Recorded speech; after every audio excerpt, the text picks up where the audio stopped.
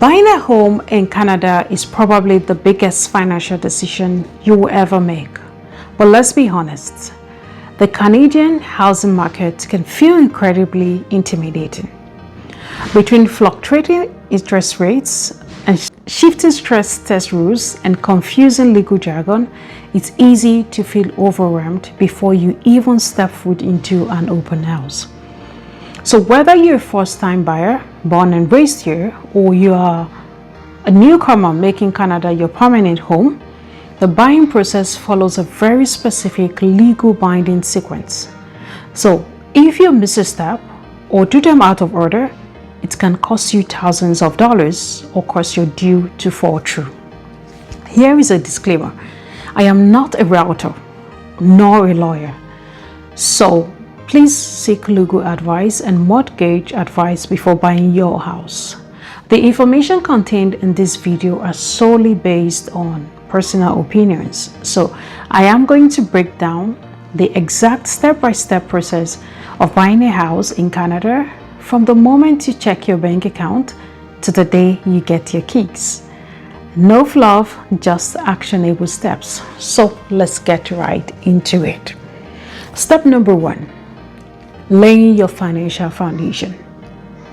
So long before you start browsing houses online, you need to know your true numbers.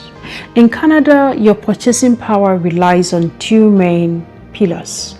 1, your down payment. 2, your mortgage pre-approval.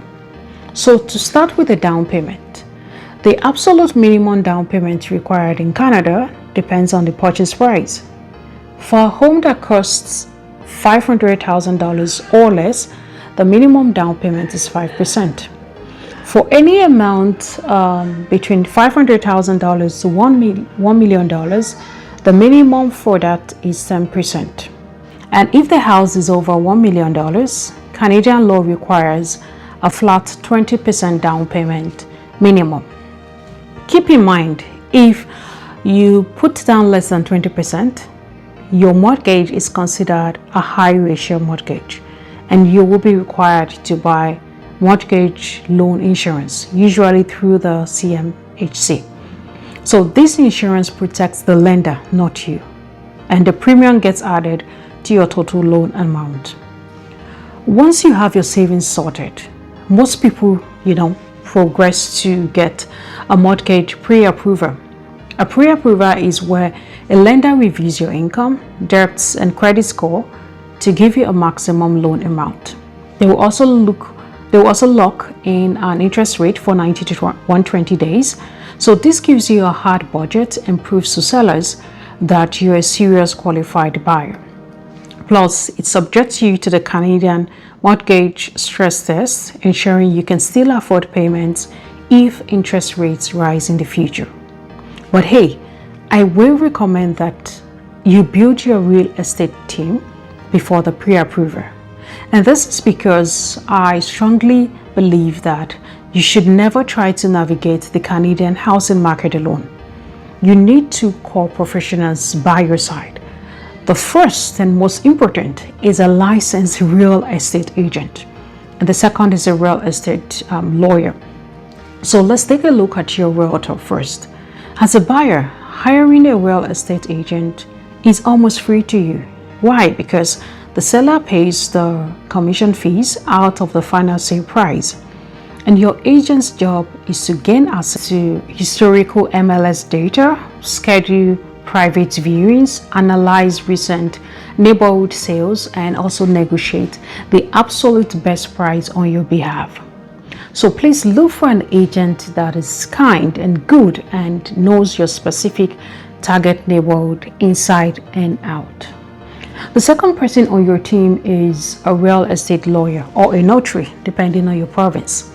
So you wouldn't need them to do much until you find a house, but you want to find one so that you're ready to go.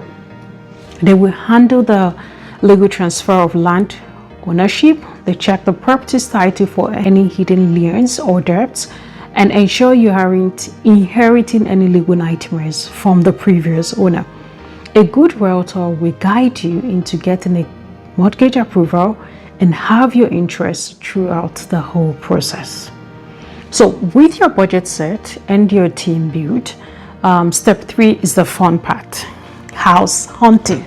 So if you're buying a new property, it may be less stressful as you're moving into a brand new house, so not much to see past. But if you're buying an existing house, then while looking at properties, try to see past the staging. Look at the big ticket items. How old is the roof? What condition is the furnace or HVAC system in? Are there signs of water damage in the basement? Replacing this can cost tens of thousands of dollars right after you move in. So when you find the right place, your agent will help you draft an official legal document called an offer to purchase. This document states how much you want to pay, your preferred closing date, and most importantly, your conditions, also known as subjects. So please never write an unconditional offer unless you are highly experienced and have cash to burn. Standard Canadian offers include at least 2 critical conditions. First, a financing condition.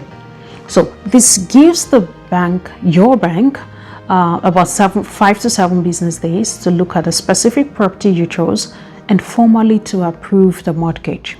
Second is a home inspection condition. Some people miss this or just use a random home inspector. Please, this is very important.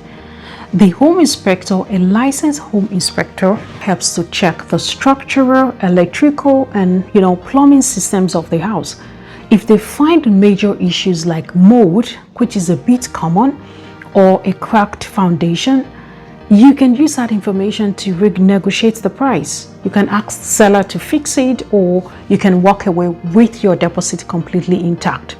Remember that it is advisable to replace roofing that is more than 20 years. Yeah. So speaking of the deposit, when your offer is accepted, you typically have 24 hours or some few days to provide a deposit. Your realtor will let you know. This money is held in a trust account by the brokerage and counts towards your down payment on closing day. It shows the seller that you are serious about the purchase. Once your inspection passes and the bank gives final mortgage approval, you waive your conditions. The deal is now officially firm. This is where the countdown to closing day begins, which usually takes anywhere from some days to some months. During this waiting period, your file moves over to your real estate lawyer and you need to prepare for closing costs. Many first-time buyers mistake their down payment as their only upfront expense. In reality, you need an extra 1.5% to 4% of the purchase price in cash to cover closing day costs. So what are these costs, you may ask? The biggest one in most provinces is the land transfer tax. This is a tax levied by your provincial government and sometimes the municipal government. If you're a first-time buyer, check your province's rules, as many offer partial or full rebates on this tax. You will also pay your lawyer's legal fees, which usually range from $1,000 to $3,000 or more, depending on your home price. So you also purchase title insurance, which protects you against any property ownership disputes or survey errors. Finally, you must secure home insurance before closing day, and you also need to transfer the utilities in the existing house into your name. Banks will not release your mortgage funds without proof that the building is insured. So on closing day, your lawyer transfers the funds to the seller's lawyer, registers the home in your name, and calls you to pick up your keys. You are officially a Canadian home owner. The entire process requires lots of patience, clear budgeting, and relying on trusted professionals to keep your interests protected. Please take it one step at a time. So if you're ready to take your very first step, I highly recommend using a Canadian mortgage calculator online to play with numbers based on your current income, and you speak with a licensed realtor. So tell me in the comment section, What parts of the Canadian home buying process surprised you the most? Are you currently saving for a down payment, or you're already a homeowner in your province? Let me know in the comments below.